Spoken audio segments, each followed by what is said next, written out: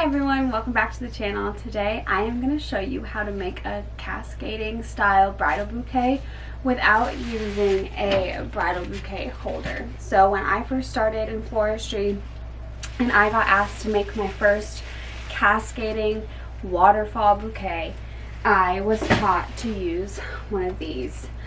This is what it looks like. It has the floral foam kind of like in a cage, and this is your holder, and you would soak this and stick your stems into here, but since it's small you have to keep your stems very short. You use floral glue and glue a lot of it in it, and it's just very time consuming, so I try not to use these if I don't have to.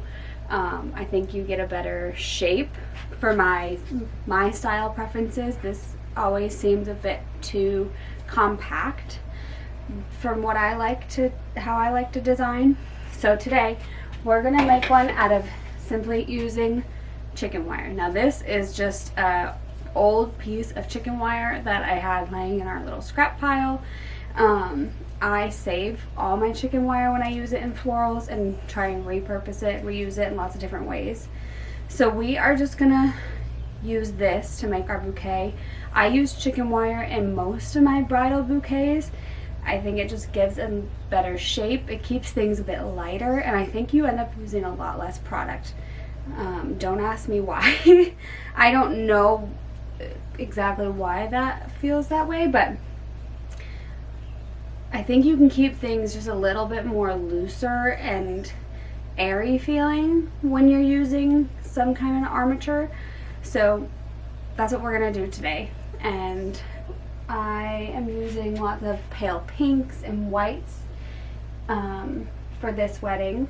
So yeah, let's just jump right in and get started. So first we're just gonna cut a little square piece of chicken wire. It doesn't have to be huge. I guess it will depend on the size of bouquet that you're wanting to design. I'm going for like a medium size bouquet, nothing too big but not tiny either.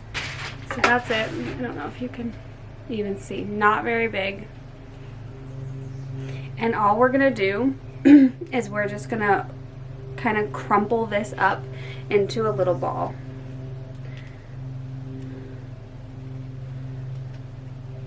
This is actually more than I use for like a traditional style bouquet, but I know we're gonna have to hold a lot more product to get that look that my bride wants. So we're just going with something a little bit bigger, and even if I don't really need one this size, it's fine. It really doesn't matter if you go a little bit too big. And I try to like put all the like really like pokey pieces, I try to at least fold them inward so I don't have to worry about anything sticking out and accidentally poking somebody.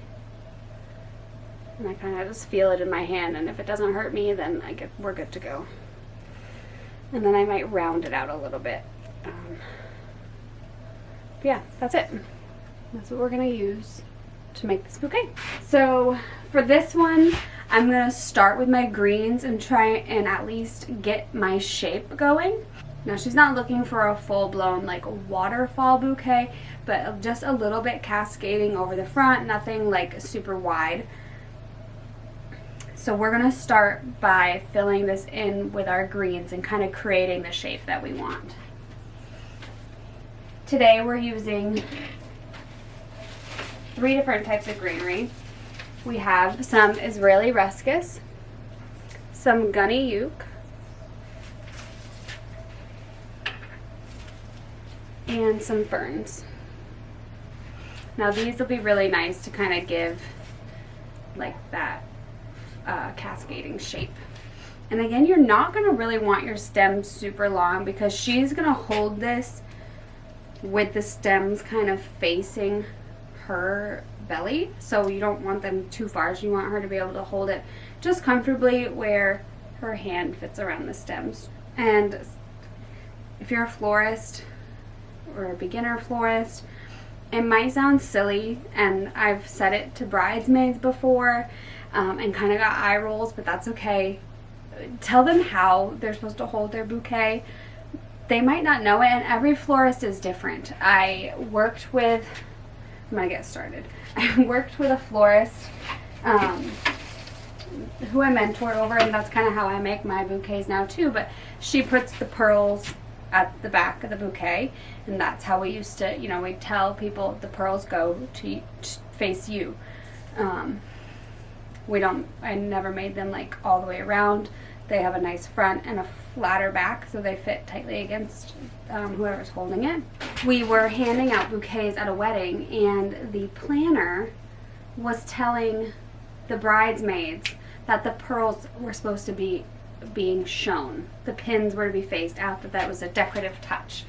And I was telling the girls, like, no, I know that's what she told you, but no, that's actually the back. You don't want to see the pearls. And it was this weird whole thing. The maid of honor was like, the planner said this. So I was like, well, I work with the woman who made those, and I made half of those bouquets, and I'm telling you, you're holding it backwards. And it was this whole thing, and most of the girls were great, but so I can't tell you the amount of times I get photos back on, you know, instances where I didn't get the chance to hand out bouquets, and the girls are holding them backwards, or even the bride is holding it backwards, and it's like, like, you did all that work to make that bouquet, and they're not even holding it the right way. So it's a bit frustrating. So make sure you're telling your brides how you want them to hold the bouquet you made for them, because they don't know. They likely do not know how it's supposed to be held unless you tell them. So anytime I find a piece that has like a natural like droop to it, I'm going to put that underneath. So like this piece of ruscus kind of had a nice bend in it already. So I put that right underneath the front. This is just how I kind of like to get the shape started, and then we'll fill in this spot with shorter greens, and then we will start filling in with the flowers. Now, if you have a bride that wants something like all flower heavy, obviously you want to start with, like I would start with my line flowers this way, just because they have that natural shape to them anyway. I am big into using greenery in my bouquets as much as I can. I think it gives it the shape that I like the best, and the style. I lean in a very like natural and organic style of designing. But lately, in the last few years, I would say it has become more of a trend to not use greenery, whereas when I first started, it was like people wanted all the greenery. Greenery was so trendy. And a lot of people thought greenery was cheaper. I would just say, you know, obviously you want to please your client, and I think it's great to be flexible and be able to kind of create any type of style. That's something I really advocate for myself, is that I would not give myself one particular style as like my style. I will do lots of different styles. I've done very boho, very rustic, very clean and elegant. I've done it all, and I will do it all. But do I have a preference? Sure. I like things more airy and gardeny and natural and organic feeling. I think a lot of times florists, especially when you're getting started, there's like this push to be like, oh, I'm a bespoke, I don't know, romantic, elegant florist. Like, I don't know, I'm just coming up with a bunch of words, but, and I just could not. When I started creating my website finding the verbiage that felt true to my business was very difficult. And I also felt like, oh my god, everybody's a bespoke florist. I was like, what even is that? What does that mean? You do what?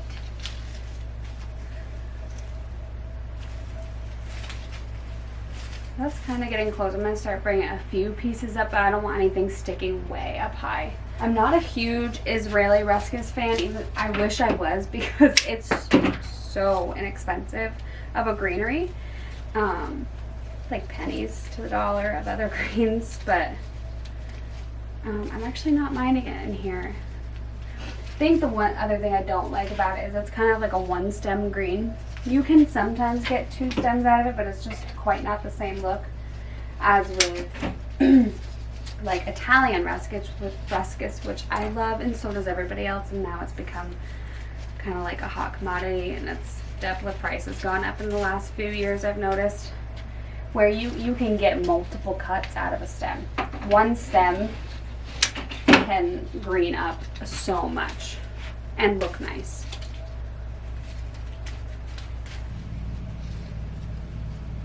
Okay, so that's kind of what that's looking like. This is the shape we're going for. I think now I am going to start filling in with flowers. So we are using white peonies. We have quicksand roses for this pale blush color. We're using white delphinium, white snapdragons, white stock. These really cute. I discovered these a few years ago and I love them. These like pale pink. They're very pale pink. They're spray delphiniums, gorgeous. And then some pink ranunculus. Just gonna start filling in. I usually like to start with my bigger blooms. So make, you know, the focal, the peonies, the garden, or the peonies and the roses. And then we'll do the line flowers and then use, then go in with like our filler pieces, the spray delph and the ranunculus. So let's get started. So with peonies, I kind of like to keep them a little bit more tucked down so they don't just blow right open right away. A mirror would be really helpful for this, but as you can see, my studio's not finished. I'm out here because my cooler's out here, and it just makes no sense instead of dragging flowers back and forth. So, but if you have a mirror, I don't usually use mirrors for my other bouquets because I can kind of turn them and look at them, but for cascading ones, I think it's super helpful to have a mirror. And I don't do all of my blooms in the chicken wire. Like, I will put greens and flowers to the outside of it, so then it's all covered too. Like this peony, I wanted down here, and there really wasn't chicken wire in that one spot, so it's just there, and then it'll all get taped in here.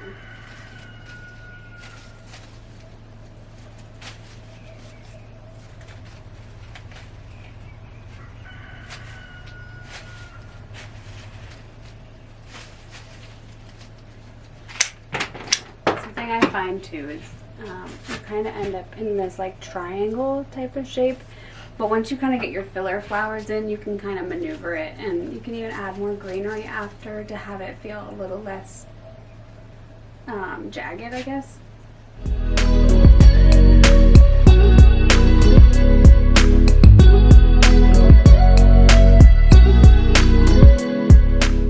Bouquets used to be that one thing that like really tripped me up, and I would start one and I'd start all over, and then I'd do it again and I'd start over again, and it just was so frustrating. So if you are in that boat and you are new to floristry, if you're working with a florist, or you just started your own business and you're diving into it, give yourself grace. Bouquets are hard, and knowing that they're like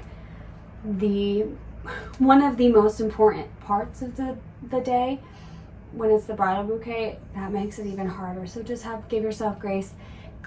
Give yourself time to go slow. Use a mirror, take photos, take a video and hold it and go back and look.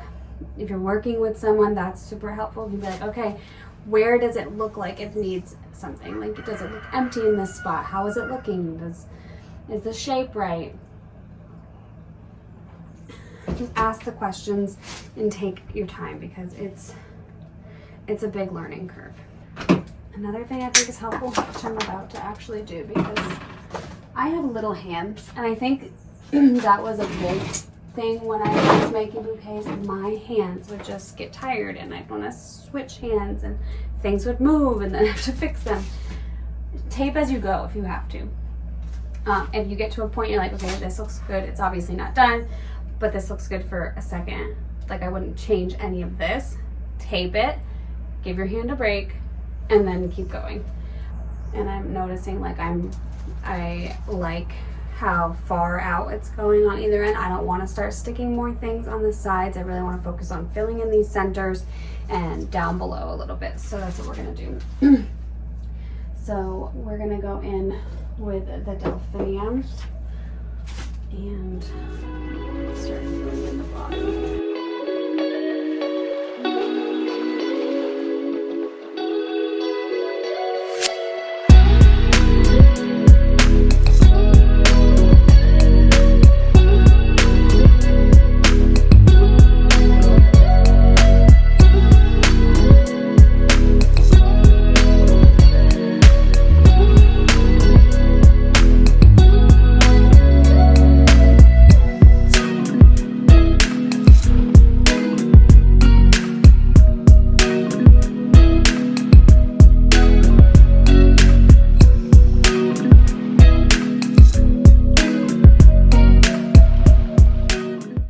Okay, I think she's getting pretty close. So I'm gonna just pop this last ranunculus in this little hole that I can see. And then I'm going to tape it and flip it and take a look and see where I need to fix. So that's pretty close. I think I do need to do something over here just because I have this piece here. I do have 2 delphiniums left in my vase. So let's see if I I just don't want it to look too pokey. See, another thing, like I don't want it to look like it has antennas.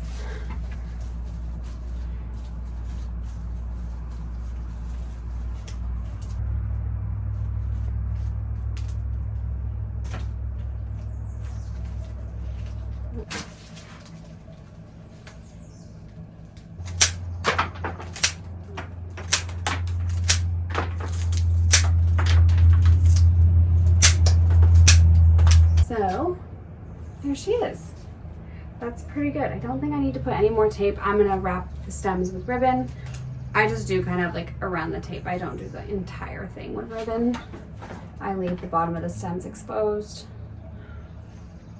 But yeah, there it is.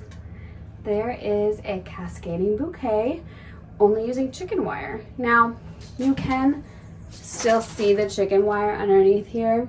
If you don't like that, you go in with a little piece of greenery. I know she's gonna be holding it like this and nobody's gonna see it. So it's fine. Nothing's sticking out or poking anything. So I don't wanna add any more greenery to make it wider. So I'm gonna leave it just like it is. And there we go. There it is. There is a cascading bouquet only using chicken wire as your armature. Let me know if you have any questions or let me know what kind of tutorials you'd like to see in the future, and I will do my best to share those with you. Thanks for watching.